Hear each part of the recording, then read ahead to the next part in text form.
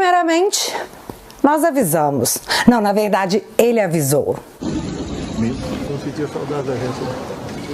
Olha, devido aos últimos acontecimentos, que são muitos e ruins, meu Deus. Passar pano pra isso tudo se tornou vexatório, humilhante demais. E olha, não tem música do Raça Negra que ajude a militância midiática a segurar essa barra que é gostar de você, Dilma. Muita gente aí brincando, dizendo que, vai ver que o Pix não caiu. Mas eu não acho que seja isso. Eu acho que é mais simples. Defender o indefensável te expõe demais no mundo que sobrevive de credibilidade. E como eu tô muito pagodeira hoje, foi nessa semana que o barraco desabou. E aí, meus amigos? Bom ou não? 10 meses foi o tempo necessário para que todo mundo, menos a Goebbels, enxergasse que a culpa é deles e dessa vez eles não irão colocar em quem quiserem. Eles vão apenas soltar a mão no melhor estilo. Ok.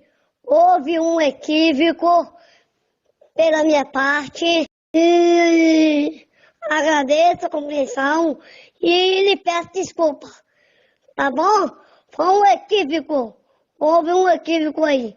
E o negócio nem se trata mais apenas sobre o Dilma, né, Xandão? Oi, Deus, então eu vou ler matérias de jornais brasileiros e italianos, então me ajuda, porque aqui no Brasil isso é violar o Estado Democrático de Direito, aparentemente. E por falar no Xande, nós vamos questionar aqui o que ele vai fazer, porque temos um réu confesso. Palavras de vovó Mafalda, também conhecido por Noblar. E nós já temos processo rolando no TSE, com as provas apresentadas pelo próprio Janones. E somadas as matérias da mídia, resta ao TSE fazer valer aquilo que a própria corte diz que aconteceria com determinadas condutas. Aí a gente vai ver se o negócio era só pra quem tava com Bolsonaro. Será que o tchau Danones se aproxima? Se você ainda não se ligou em tudo que rolou essa semana caótica pro Dilma, porque não saiu no jornal da grande mídia, que ganha muita verba federal, fica tranquilo, esse vídeo vai ficar bom demais pra você argumentar com quem tem como único argumento seu próprio egoísmo ideológico. E assim, Paulo Guedes estava errado. Ele disse que após o Dilma seriam 6 meses para virar Argentina, mas foram 10 meses. Vamos então para uma sequência de fatos que nem a Miriam Leitão gaguejando vai conseguir refutar. Aliás, vamos refutar Miriam Leitão gaguejando. Bora lá?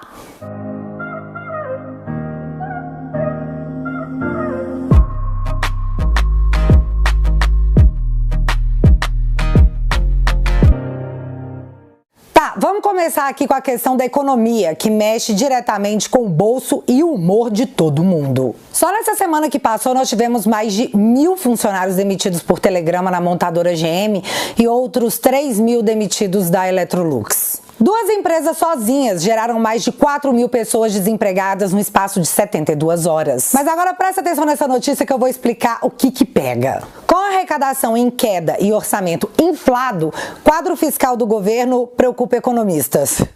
Da Faria Lima, que fizeram tudo pela democracia.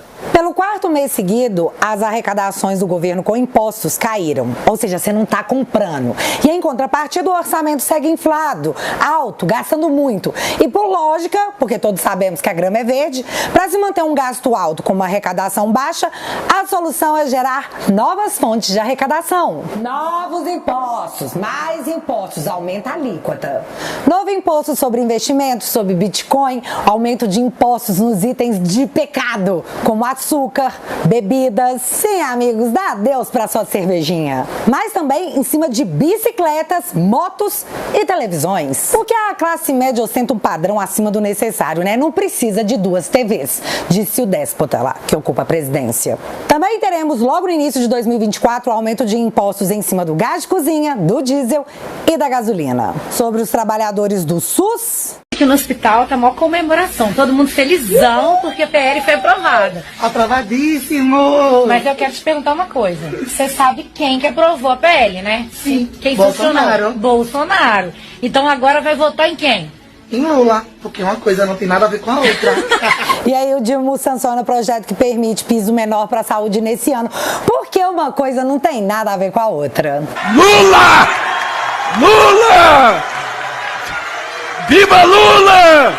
As brusinhas da Shein que a SBAN já garantiu que seriam as empresas que pagariam os impostos e não o consumidor? Após serem taxadas em 17%, as compras de até $50 que antes eram isentas, antes no governo Bolsonaro, para ficar claro. Agora no desgoverno, eles estão estudando mais 28% de imposto em itens. De novo, de até $50. Mas que pobre não come essas coisas, né? Pobre come comida. E é agora que eu vou ter que refutar a Miriam Leitão, que essa semana disse isso. Força, guerreiros, força aí. É um aumento pequenininho em relação ao mês anterior, que é 0,03 maior. E quando você olha todos os dados de onde que foi que teve aumento dos 9 grupos, 6 tiveram aumento, 3 não tiveram aumento, onde teve mais aumento foi transportes, por causa do diesel, por causa da gasolina, por causa da passagem aérea, que subiu muito, mais de 13%, e também no item habitação por causa da energia que subiu.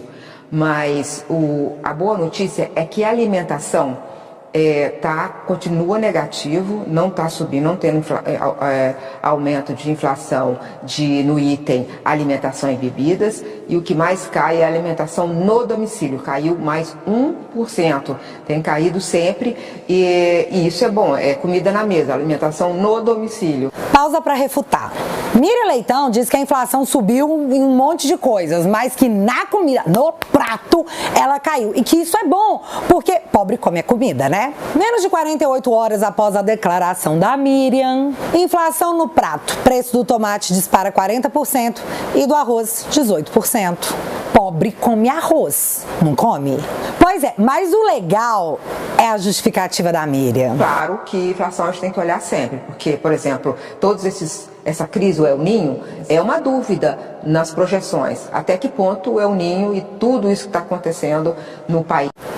El Niño. Sim, a culpa é das mudanças climáticas. Deve ser culpa do El Niño também a queda seguida de confiança na indústria, que abrange construção, materiais plásticos, produção de metais, móveis e veículos automotores. Ou então é do Bolsonaro, né? Em números práticos, em matéria de agosto do Globo, mais de 730 mil empresas já haviam fechado apenas em 2023.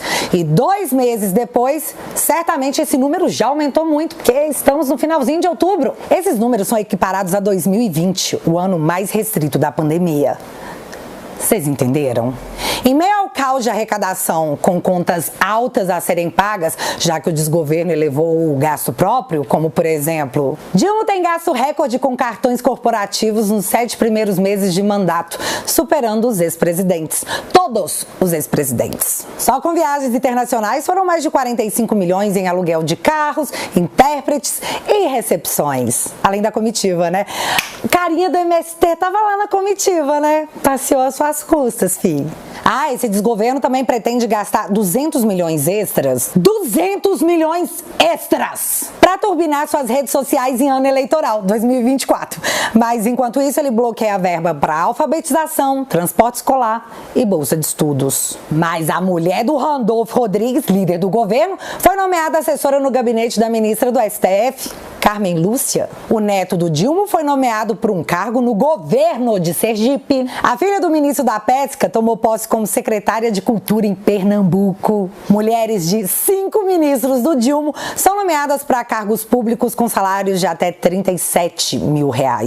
O genro do Dilma está usando o acesso aos ministros para poder turbinar sua própria candidatura. E você aí tem que entender que isso tudo é muito importante, porque quando os amigos e as famílias estão bem, a gente produz melhor, sem preocupação no coração. E eu tô contando isso pra vocês porque, primeiro, a Simone Steppi apareceu pra dizer que é mais fácil elevar a arrecadação do que cortar gastos. Ou seja, essas coisas aí que comentamos agora, né? E toma imposto no lombo das pessoas.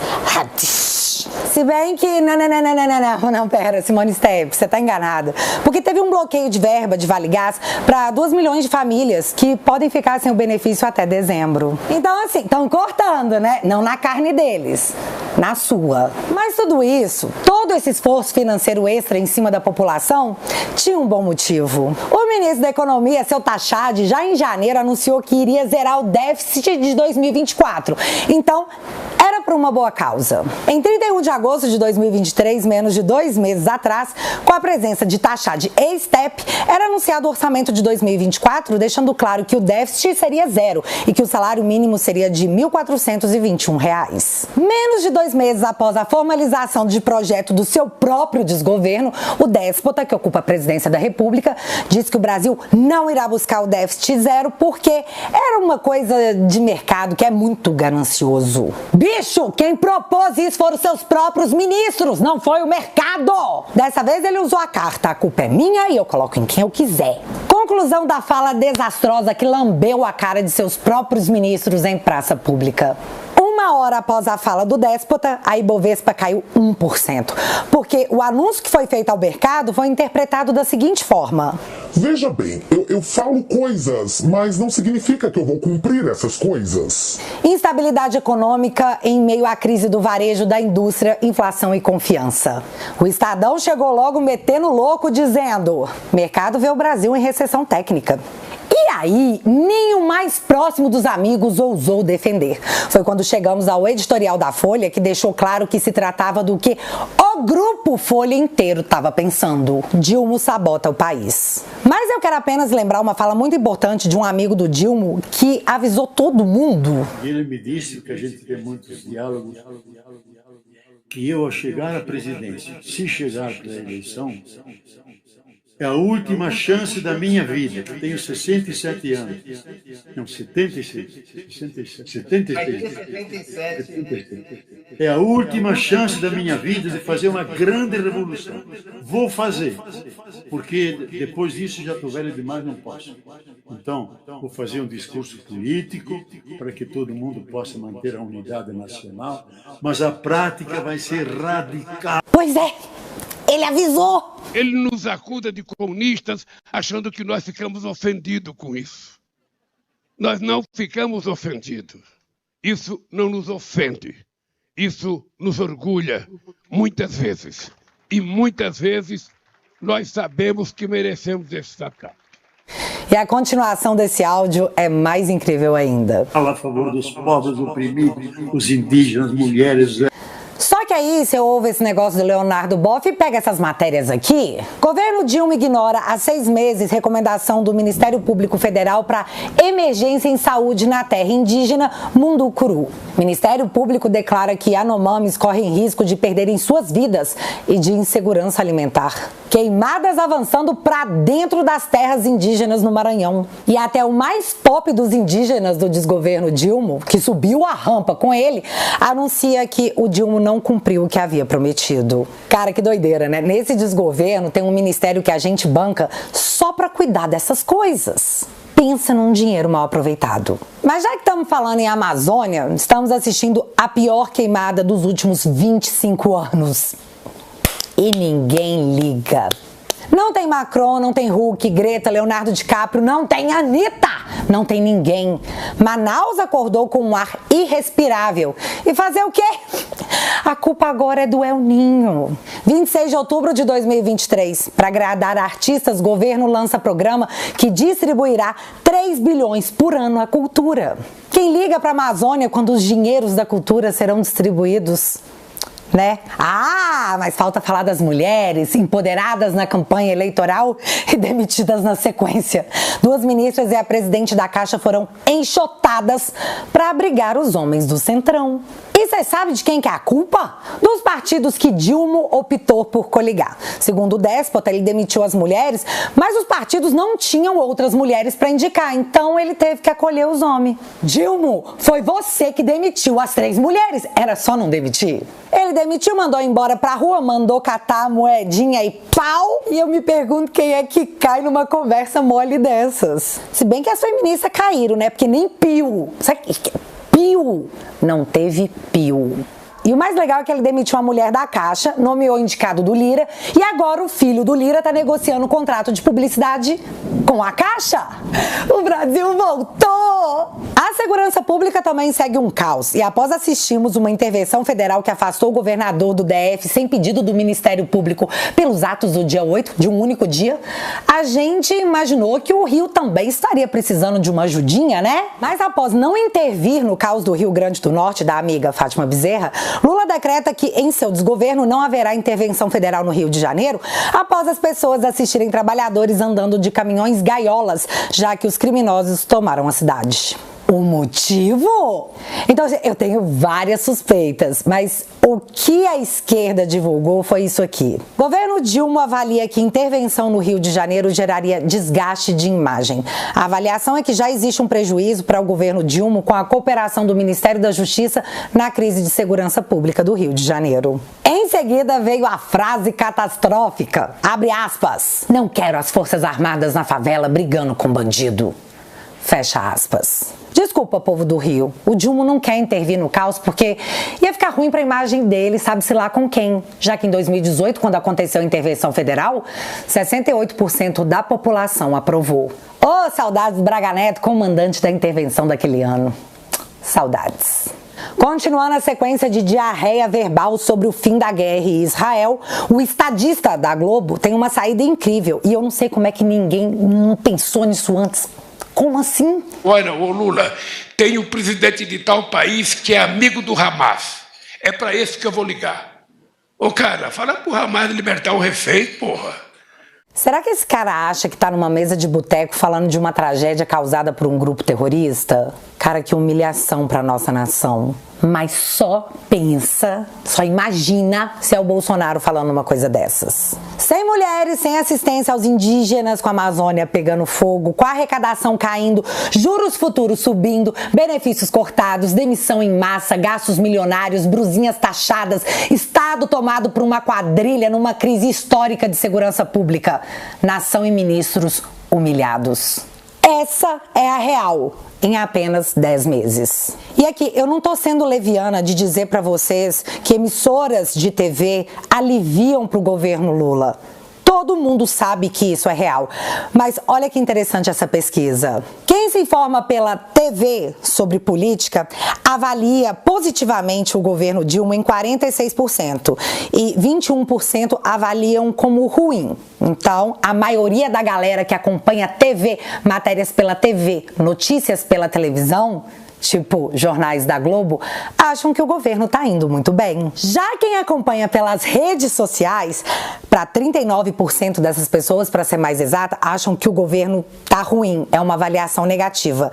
E apenas 29% acham que tá bom. Já quem acompanha sites, blogs e portais de notícias, que é o caso da Folha, do Estadão, também tem uma visão negativa. 41% dos entrevistados acham que o governo tá mal e 29% acham que o governo tá bem, avaliaram positivamente. E aí é aquilo que eu falei sobre a questão de credibilidade. Quem assiste TV, quem assiste Globo, acha que tá tudo bem.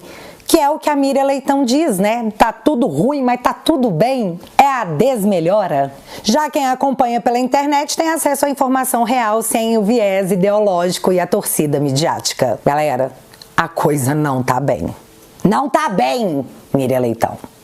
Não tá. E eu poderia falar muito mais. É sério, daria um especial.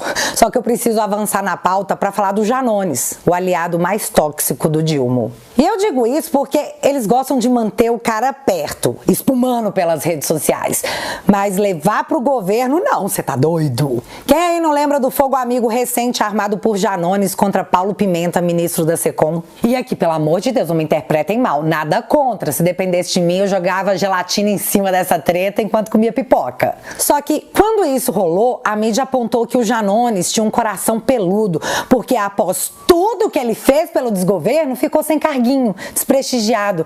E como ele era o consultor informal da campanha do Dilma, ele pode ter criado a esperança que a Secom ia ser dele. Mas o que restou ao Janones foi ser secretário-geral do Grupo de Frente Parlamentar da Saúde Mental. Chamar a polícia, você pode falar pra dono de casa, do que quiser. Eu tô indo nesse minuto quebrar o estúdio. Eu vou entrar com o carro e vou derrubar o portão. Eu não vou assistir o que estão fazendo com a minha campanha, não. Eu não vou. Gente incompetente, burra, tá? Não tem chave, não. Eles falou que não tem chave do estúdio, que ninguém tem, que tá com você. Eu tô indo lá, escuta o que eu tô falando, grava. Eu tô indo quebrar o estúdio. Era um pedido de socorro e a gente não percebeu. Mas beleza, vamos aqui ao que pega. Existe hoje no TSE um processo a ser analisado, aberto pela campanha do presidente Jair Bolsonaro contra a atuação do Janones no período eleitoral. Vamos a um trecho da matéria que descreveu o processo na visão da campanha de Bolsonaro. Abre aspas. O deputado federal André Luiz Gaspar Janones, escolhido pela campanha do candidato Lula para ser o consultor nas esferas digitais, fato público e notório, vem se utilizando de suas redes sociais ostensivamente com a verdadeira fábrica de notícias falsas para divulgar e promover o compartilhamento em massa de publicações de conteúdo sabidamente falso, relatam os acusadores. Nesse caso, a irregularidade em análise é apenas o uso indevido dos meios de comunicação. Fecha aspas. E aí, você não acredita o que o Janones fez? Lançou um livro sobre seu modo de vida, o Janonismo Cultural, onde ele admite o uso de fake news em período eleitoral. E eu aqui não quero ser leviana, eu não li o livro. Mas teve jornalista de esquerda que aparentemente leu e chegou à seguinte conclusão. Janones conta que criou fake news para ajudar a eleição de Dilma. O réu confesso. Vamos então aos trechos da denúncia. Abre aspas. Uma das notícias falsas foi sobre o celular desaparecido de Gustavo Bebiano, o primeiro-ministro que Bolsonaro demitiu mal tomara posse em 2019. Corriam rumores de que o celular guardava conversas comprometedoras entre Bebiano e Bolsonaro. Janones diz que, apesar de jamais ter chegado perto do mítico aparelho, insinuou nas redes sociais que havia tido acesso ao conteúdo para atormentar Bolsonaro. Horas antes de começar o último debate entre Bolsonaro e Lula, Janones escreveu: "Tá tudo na mão do Pai, agora é com ele, seja o que Deus quiser." Fecha aspas. Só que ele não parou no caso inventado do Bebiano. Ele seguiu. Aspas novamente. Outra notícia falsa inventada por Janones. O ex-presidente Fernando Collor de Mello seria ministro de um eventual segundo governo de Bolsonaro. Foi em resposta a uma fala na qual Bolsonaro disse que se Lula vencesse, Dirceu seria ministro. Janones justificou. O ministro de Lula vai ser o Dirceu? Tá bom, então o ministro da Previdência de Bolsonaro vai ser o Collor. Simples assim. Ele realmente seria ministro do Bolsonaro? Eu sei lá. Mas uma vez que ele apoiou Bolsonaro, poderia muito bem ser. Ele iria confiscar benefícios como as aposentadorias? Não sei, mas ele confiscou as poupanças quando foi presidente. Fecha aspas. Galera, isso foi uma fake news que pegou milhões de visualizações, seguidas do pedido incessante de que o material fosse divulgado em todos os grupos de Facebook e de WhatsApp, exatamente como uma milícia digital faria. E para completar, a matéria do Noblar aponta mais uma fake news. Aspas. Lembra do vídeo gravado por Bolsonaro, onde ele dizia que pintou um clima entre ele e um grupo de meninas venezuelanas refugiadas que moravam numa comunidade em São Sebastião, perto de Brasília? No livro, Janones conta como explorou o caso. Segui provocando, alimentando a angústia deles, até que no dia 28, véspera da eleição no segundo turno, finalmente publiquei no Twitter minha foto em frente ao letreiro de São Sebastião. Missão cumprida, depoimentos, gravações, testemunhas e provas incontestáveis e irrefutáveis. Agora bora levar tudo para São Paulo porque a noite promete.